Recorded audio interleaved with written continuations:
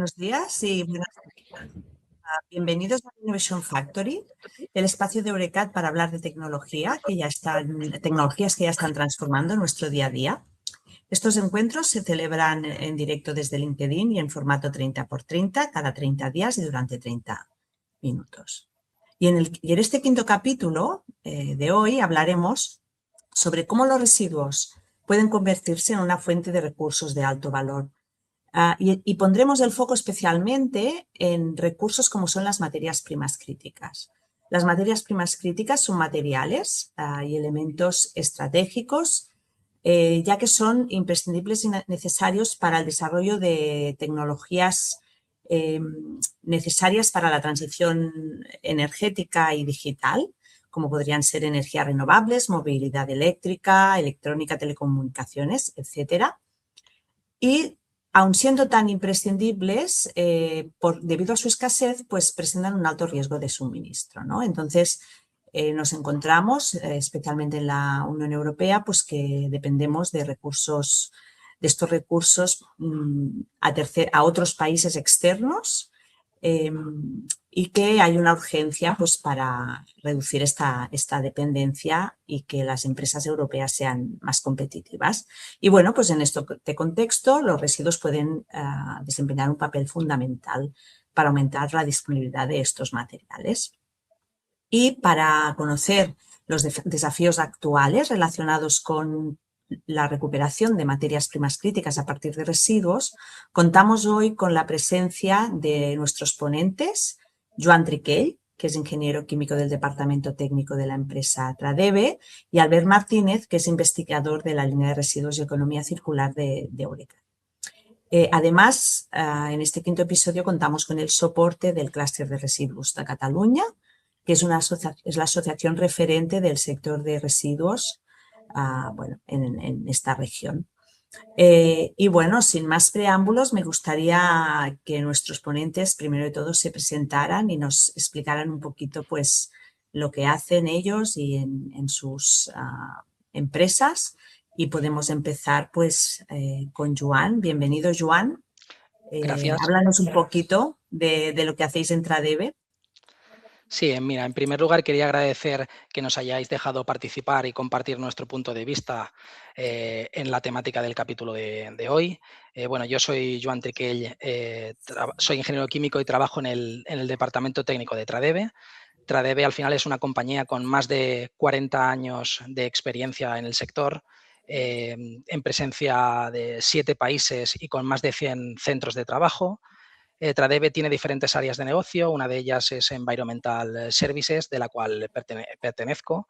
Y bueno, nuestra misión siempre ha sido la gestión, tratamiento y valorización de recursos, su transformación de residuos, su transformación a recursos, todo en el marco y en las líneas de la economía circular y la sostenibilidad, ¿no? En lo que respecta al departamento del cual pertenezco, el departamento técnico, nos encargamos fundamentalmente de desarrollar proyectos con componente de investigación y desarrollo y en algunos casos con el plus de innovación junto a otros actores del sector, con la idea de construir soluciones ambientales e industriales para promover, bueno, la sostenibilidad y la economía circular de las mismas, ¿no? Perfecto. Aplicamos también conocimiento técnico, mejora continua y en nuestro desarrollo de proceso que acaba, bueno, convirtiéndose en modelos de negocio que sirvan valor a la sociedad, ¿no? Y a la economía. Perfecto. Seguro que, bueno, tu opinión, ¿no? Y todo lo que nos vas a explicar hoy nos va a dar un poquito más de luz, ¿no? En la temática que hoy tenemos aquí presente. Y para también completar, ¿no? Desde otro punto de vista, más desde la innovación o las necesidades en desarrollos tecnológicos, pues tenemos a Albert Martínez de Eurecat. Albert, cuéntanos. Soy Albert Martínez, soy doctor en Ingeniería Química de Procesos y en Eurecat me dedico principalmente a desarrollar procesos de hidrometalurgia, hidrometalurgia sostenible, para la recuperación de materias primeras críticas.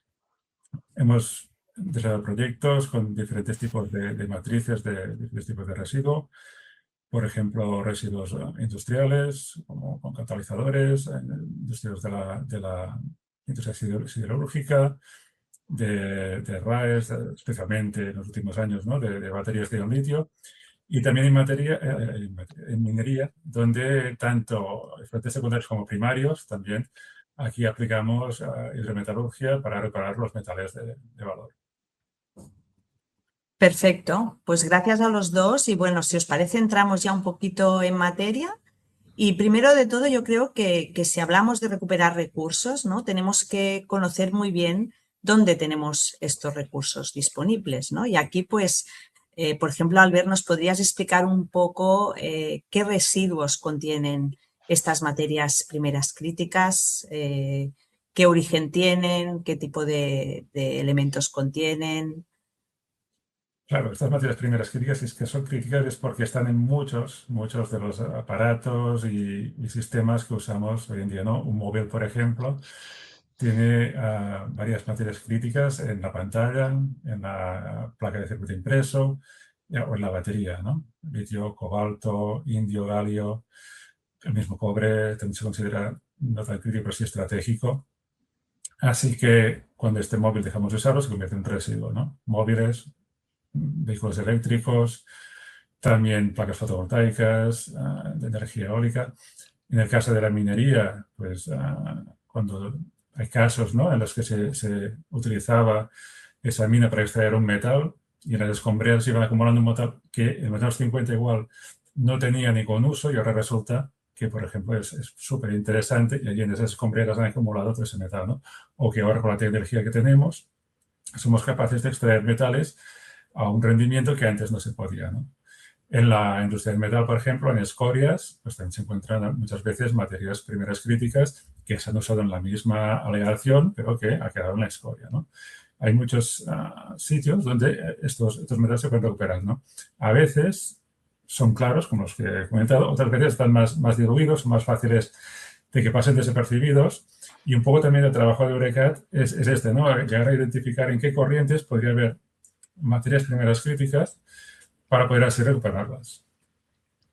Perfecto. Así, bueno, en efecto, ¿no? Por lo que comentas, pues tenemos una gran variedad de residuos que pueden ser fuente de estas materias primas críticas, pero ahora un poco mi pregunta es, ¿realmente todos estos residuos tienen potencial para ser fuente de estos recursos? Aquí igual, ¿no? Porque al final tenemos que tener en cuenta también toda la perspectiva de la viabilidad, ¿no? De su recuperación. Aquí, Joan, desde vuestra experiencia, ¿qué tipo, ¿no? de residuos realmente pueden presentar más potencial? Sí, yo creo que llevamos años observando la tendencia de estas materias primas críticas, cómo se albergan en residuos tipos que ya estaban en nuestros, una parte de ellos estaban en nuestros modelos de negocio existentes.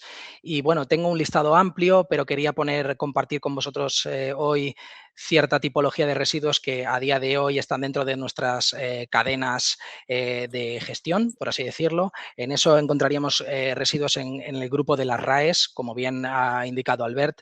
Ahí tendríamos dentro de la gestión del vehículo fuera de uso componentes del mismo que nos permitirían recuperar el cobre, por ejemplo.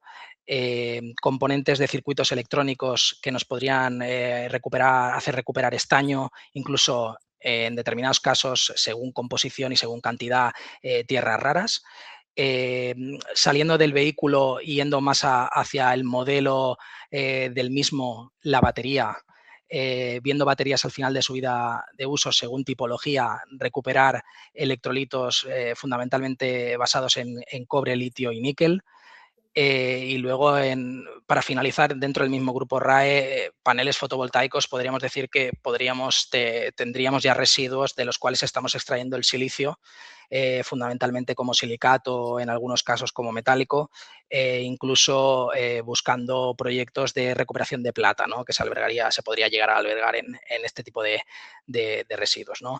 Saliendo un poco de los RAE, yendo a otra tipología o sector de productivo de residuo, podríamos valorar residuos de la industria siderúrgica como residuos que contienen cobalto o tungsteno recuperados en forma de óxido de los cuales tenemos experiencia ya industrializada y estamos trabajando en ellos, y otros residuos de la industria de la producción de catalizadores, como el titanio, que podrían también tener una recuperación, una valorización dentro del mercado del sector cerámico. Estos serían un poco casos, ejemplos en los cuales estamos trabajando. No por ir al detalle, están en diferentes grados de madurez. Hay algunos que ya están industrializados, mejora continua. Hay otros que son modelos de negocio construidos y hay otros que son en vías de desarrollo junto a colaboración público-privada para mejorar o para encontrar viabilidad técnica económica, ¿no? Perfecto. Entonces, bueno, lo que podemos un poco, ¿no?, concluir en este sentido es que en algunos casos ya es una realidad, ¿no?, industrial, la recuperación de este tipo de recursos, pero entiendo que aún sigue habiendo mucho potencial por desarrollar también. Aquí un poco pregunta a los dos, ¿cómo lo veis en este sentido? ¿Qué nos falta, ¿no?, para desarrollar? Si estamos ya muy, muy avanzados o sigue habiendo mucho potencial. Por ejemplo, Albert. Sí, como decimos, en muchos casos es realidad industrial y es un modelo de negocio de muchas empresas, de recuperación, por ejemplo, de metales del grupo del platino, ¿no?, que tiene mucho valor. Entonces, igual es más fácil también, ¿no?, que la empresa se interese y recupere metales de catalizadores, de diferentes tipos de residuos, incluso en algunos aparatos electrónicos de alta gama podría haber, ¿no? También, pues el caso de paneles fotovoltaicos que ha dicho Joan, RAES. Está toda la parte de aceros, de aluminio, que aquí también hay mucha recuperación, mucha refundición en caso de chatarra. Eureka, por ejemplo, lideró un proyecto en el que lo que hacían era utilizar chatarra que contenía diferentes críticos raw materials, materias primeras críticas, para usarlos como en la fundición de aluminio, ¿no?, como aditivo, ¿no? Es decir, necesitamos molibdeno, necesitamos este tipo de titanio, tungsteno, pues utilizamos esta chatarra y así nos ahorramos usar esta materia, ¿no? Y esto estaba, pues, a un TRL que ya estaba cercano a la industria, ¿no? Y había mucha industria interesada en este tipo de soluciones, ¿no? Entonces, potencial hay muchísimo. Aún queda muchas materias primeras críticas que no se valorizan, que quedan en residuo por diferentes desafíos que tenemos que solucionar, pero también es la solución industrial para muchas empresas. No sé, Joan, si quieres añadir Sí, algo yo creo sobre que este punto. desde nuestro punto de vista, pues podemos distinguir tres grandes realidades. Hay proyectos industriales con una industria ya consolidada, con tecnología madura, producción estable y un mercado y una cadena de valor identificados y bastante resilientes, a pesar de las fluctuaciones naturales que puedan tener este mercado. Luego hay otros proyectos industriales que tienen viabilidad técnica y económica, pero que están pendientes de inversión, es decir, no tienen implantación actual. Y por último, bueno, tenemos toda la serie de proyectos que ya están quizá más en una fase embrionaria o en una fase de desarrollo de investigación preliminar, con posibilidades de escalado. Luego va en función un poco de la tipología de critical raw material, materia prima crítica que se quiera encontrar, ¿no? Todo va un poco en función de los limitantes del ecosistema, ¿no? El tipo de residuo, la composición, la cantidad, el mercado productor del residuo, el off-taker o cliente final que necesite o que está al final de la cadena de valor, que al final es el que parametriza un poco las calidades de salida y que condicionan un poco, pues, los procesos que se lleven o el ajuste de los mismos si ya existen o ya están industrializados, ¿no? Claro, entonces, bueno, hablabas de este ecosistema, ¿no?, que es necesario y a la vez en estos proyectos que comentas, ¿no?, que quizá no están tan desarrollados, ¿por qué no lo están, ¿no? O qué retos hay que superar para que esta recuperación de materias primas críticas siga creciendo, porque al final con los procesos ya actuales pues aún no podemos cubrir, ¿no?, la demanda que hay de estas materias críticas y es imprescindible que esta recuperación aumente, ¿no? Pero, ¿qué retos existen que dificultan que esto pueda ser de esta manera, ¿no? Y aquí yo creo que podemos distinguir diferentes tipos de retos y quizá Albert, ¿nos puedes hablar un poco de los retos tecnológicos que existen? Sí, hay diferentes tipos de retos. Por ejemplo, un primer reto es que Europa nos pide cada vez más que usemos procesos sostenibles, ¿no? Los tres pilares de la sostenibilidad son que sean el pilar ambiental, el pilar social y el pilar económico. Entonces, el proceso no solo tiene que ser económicamente rentable, sino que ambientalmente y socialmente también sea viable, ¿no? En este sentido, pues hace falta esta transformación igual de procesos más convencionales a unos más sostenibles, ¿no? Que sería un reto. Otro reto muy importante, especialmente cuando hablamos, ¿no?, de residuos ligados a nuevas tecnologías, es la evolución de la tecnología en sí misma, ¿no? Por ejemplo, nosotros que llevamos desde hace mucho tiempo con proyectos de baterías, al principio las baterías tenían químicas licio-cobalto o níquel-manganeso-cobalto 111. Pasamos a 532, 622, cada vez más níquel. Ahora está llegando a la 811, cada vez más níquel, menos cobalto, ¿no? Con lo cual, procesos que estaban pensados para reprender cobalto, cada vez ven que tienen menos cobalto. Y ahora encima están llegando químicas de litio hierrofosfato que no tienen cobalto, o de ion sodio que tampoco, no es que no tengan cobalto, es que no tienen litio. Entonces, claro, diseñar un proceso para tu residuo y que este vaya evolucionando en una década, pues eso es un problema, ¿no? Y hace que tu tecnología tiene que ser muy flexible, muy capaz de ser resiliente, de aguantar estos cambios, ¿no? Con las pantallas de los móviles, por ejemplo, vimos lo mismo. Empezamos con pantallas que tenían tierras raras, pasamos a las soluciones que eran galio indio, después galio, y cuando llegaron las OLED, ya casi no tenemos ni materias críticas, ¿no? Y eso también no tiene por qué ser malo, de hecho es bueno, es algo que pide la Unión Europea, o sea, no solo reciclaje, sino también sustitución, ¿no? Intentar que aparatos electrónicos o tecnologías basadas en materias críticas, poderlos sustituir por otro elemento que no sea crítico, pero que mantenga las mismas propiedades, ¿no? Y eso además, si hay una ventaja económica, por ejemplo, en casos en los que se utilizan en los catalizadores, lo vemos, ¿no? Paladio, platino, lo puedes sustituir por otro metal que sea más barato y menos crítico, pues claro, es la ventaja, ¿no? Y finalmente, el último reto es la dilución. En muchos casos, la separación de los residuos no es lo suficientemente buena, igual porque no hay la tecnología o porque no se daría cuenta. Y vemos que estos metales críticos están presentes en el residuo, pero en unas composiciones, unas concentraciones tan bajas que la dilución hace que sea muy difícil recuperar estos metales. Está claro. Y aparte, ¿no?, de retos tecnológicos, pues desde un punto de vista más empresarial o incluso de modelo de negocio, habrá otros, ¿no? No es solo disponer de la tecnología, sino hay otros retos para que se pueda implementar. Aquí seguro que, Joan, nos puedes explicar muy bien en qué consisten.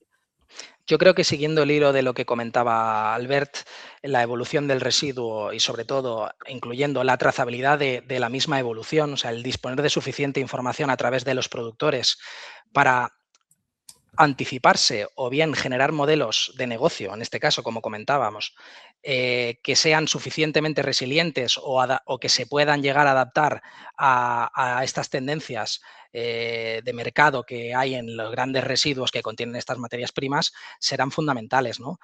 Al final vamos a necesitar herramientas que permitan esa trazabilidad del residuo y que con ello podamos generar conocimiento ligado a desarrollo y ese desarrollo de procesos que con cierta flexibilidad siempre vayan de la mano con modelos de negocio que permitan su viabilidad, ¿no? Además de que se integren dentro de la sostenibilidad, algo que también estaba dentro del hilo de lo que hablaba Albert, es decir, que incluyan fuentes de energía renovable o estén dentro del ecosistema ambiental, pues en sinergia positiva, por así decirlo, y para ello, pues vamos a necesitar pues, esas herramientas, ¿no?, que complementen la visión empresarial, además de pues, todo el desarrollo tecnológico que no dudo de que se va a ir, a ir transformando y generando su valor añadido, ¿no?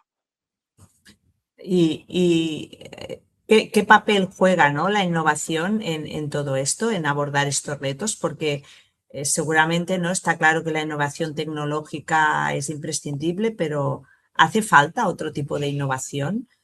Con todo esto que comenta Joan, ¿qué ¿Qué crees? ¿Qué rol va a tener la innovación no solo tecnológica, sino incluso en estos modelos de negocio que comentabas? ¿Cómo lo veis desde la visión más de empresa, ¿no? Sí, yo creo que desde la visión de empresa, la innovación tecnológica obviamente es imprescindible y su desarrollo lo es, pero no es suficiente, ¿no? Al final se necesitan diferentes acompañantes dentro de esa innovación, que es, bueno, establecer puentes con los diferentes agentes del ecosistema a través de proyectos de colaboración, facilitar esos proyectos de colaboración entre agentes que pueden ser empresas privadas también, centros tecnológicos, dentro de, bueno, universidades también, dentro del marco donde la administración pues, establezca un puente regulatorio para que se dinamice esa colaboración, ¿no? Estamos hablando de incremento de partidas para abrir nuevas líneas de subvenciones o proyectos, hasta pues, proactividad de la administración en este caso para que el ecosistema pueda tener dinamismo, ¿no? Entre los diferentes actores, ¿no? Y la otra es, bueno, que la regulación siga su curso, el que está establecido y el que estamos viendo, y sobre todo, pues que siga impulsando esa valorización de los residuos y sobre todo el uso de materias primas secundarias, es decir, las recicladas, para de alguna forma incentivar directa o indirectamente a los clientes finales y con ello, pues, que les pongan, les den posición, ¿no? Una mejor posición dentro del segmento del mercado, ¿no? Para que así también eso favorezca indirectamente a las viabilidades de los modelos de negocio, ¿no? Pero totalmente, totalmente. Y desde el punto de vista más tecnológico, yo creo aquí que podemos ya empezar a hablar un poco, ¿no? De cómo vemos el futuro, ¿no? A nivel de evolución de las tecnologías de recuperación, pero también de todos estos otros temas, ¿no? Que estábamos comentando. Albert, ¿qué nos espera en el futuro? ¿Cómo vemos el desarrollo de los sistemas de recuperación necesarios para aumentar esta recuperación de materias primas críticas? A ver, yo quería hacer una pincelada sobre lo que contaba Joan. Hay que tener en cuenta también que los países que están implementando más, digamos, energías renovables, fotovoltaica, eólica, en el futuro también serán donde habrá más más materias primeras críticas, con lo cual, en el fondo, serán fuente de riqueza y esta es una oportunidad que hay que saber aprovechar tanto desde el punto de vista público como privado. En cuanto a tecnologías, por ejemplo, se está invirtiendo mucho e investigando en tecnologías más sostenibles. Tecnologías que, por ejemplo, pueden ser solventes más sostenibles, como basados en ácidos orgánicos o compuestos orgánicos. Los hypothetical solvents, que es una especie como de ion líquido, una sal que no se comporta como una sal, sino como un líquido y tiene una serie de propiedades pues, muy interesantes y mucho más sostenibles que los convencionales. También está el bioleaching o la biogeneración de compuestos, utilizar microorganismos para que de alguna forma sean capaces de movilizar y de recuperar estos metales. Esto es algo que para la industria del cobre no es nada nuevo, pero para otros metales y otras fuentes pues sí lo es. Incluso está siendo apoyado con microorganismos que ya podríamos llamar modificados genéticamente, biodiseñados para aguantar condiciones más estrictas de temperatura, de pH, que sobrevivan y que ahora sean selectivos para ciertos tipos de metales, ¿no? Esto nos va a dar una ventaja también, sobre todo también en corrientes diluidas. En este caso también se está desarrollando mucho lo que viene a ser ionóforos, que son compuestos también muy selectivos, que pueden ir en resinas, en membranas, y selectivamente llevarse un metal que esté en solución respecto al resto de metales, ¿no? Y esto también es una ventaja, ¿no? En el campo yo creo que últimamente se está viendo mucho y se va a oír mucho más, es la mecanoquímica, es el uso de molinos de alta energía o sistemas de alta energía para que se lleven a cabo reacciones que normalmente son a alta temperatura o incluso a veces no se podrían dar si no fuera así. Y utilizan esta alta energía para de alguna forma, digamos, romper el cristal y hacerlo más fácilmente que reaccione más fácilmente, ¿no? De forma que te ahorras reactivos, te ahorras temperatura, los equipos son más pequeños y también es una gran ventaja, ¿no? De cara a temas de flexibilidad, ¿no? Comentaba el tema de las baterías, ¿no? Aquí se está estudiando mucho la regeneración. En lugar de ir a recuperar el metal, cobalto, litio, lo que haces es regenerar los electrodos, cátodo el ánodo, que son los que tienen realmente valor. Eso también pasa con, por ejemplo, placas de circuito impreso o otros sistemas, sobre todo los sistemas que son multicapa, donde igual recuperar uno a uno no tendría mucho valor, pero el multicapa en sí tiene mucho valor. Y si puedes reutilizarlo, pues aquello sí que vale la pena, ¿no? Finalmente, también estamos avanzando muchísimo en campos como la sensórica, inteligencia artificial, para mejorar los sistemas de clasificación y llegar a evitar esta dilución o que nos pasen estas materias críticas que acaban diluidas, pero poder separarlos mucho mejor, ¿no?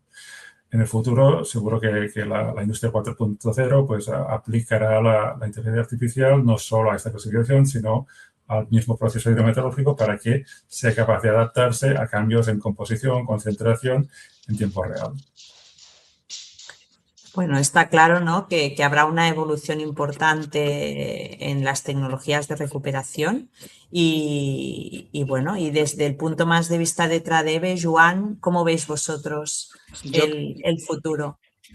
Sí, yo creo que dentro del hilo que comentaba Albert de la evolución de las tecnologías, un impacto importante que va a haber en la empresa va a ser que va a generar, o sea, que va a condicionar nuevas inversiones, va a ser el tener la capacidad junto a la administración de llevar a cabo pues todo el escalado y la implementación de permisos para hacer efectivas esas tecnologías en escala industrial y con modelos de negocio que se puedan consolidar, ¿no? Ofreciendo pues el producto final, ¿no? Digamos el CRM recuperado, ¿no?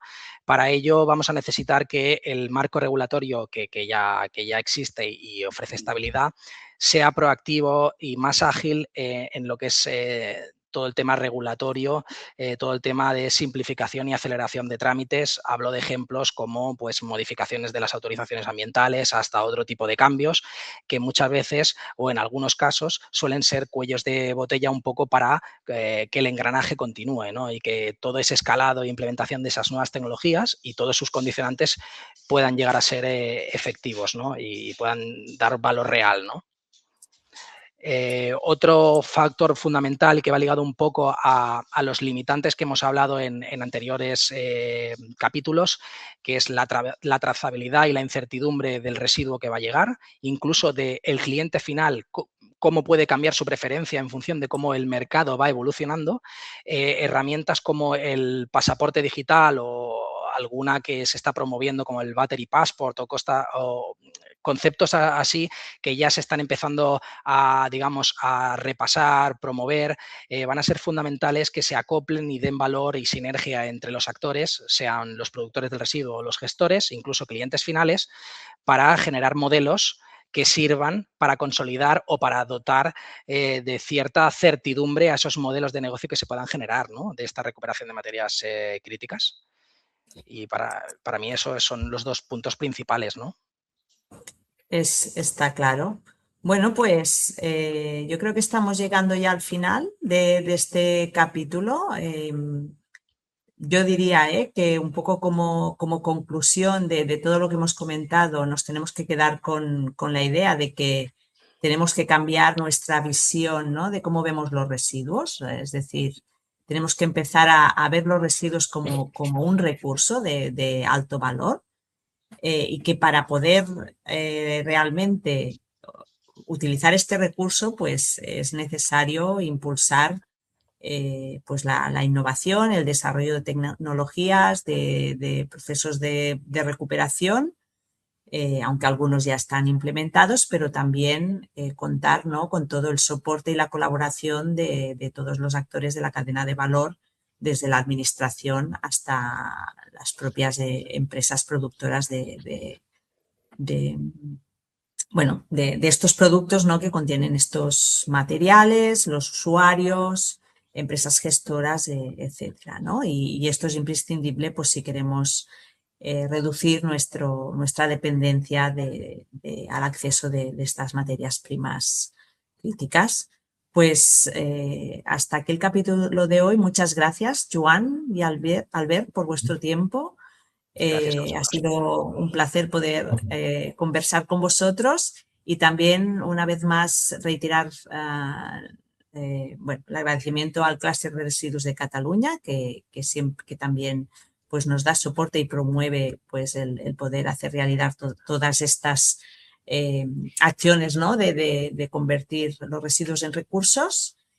Y nada más, gracias también a nuestros oyentes por acompañarnos en este 5º episodio de Innovation Factory de Eurecat. Y nos vemos el próximo 23 de septiembre a las 15:00.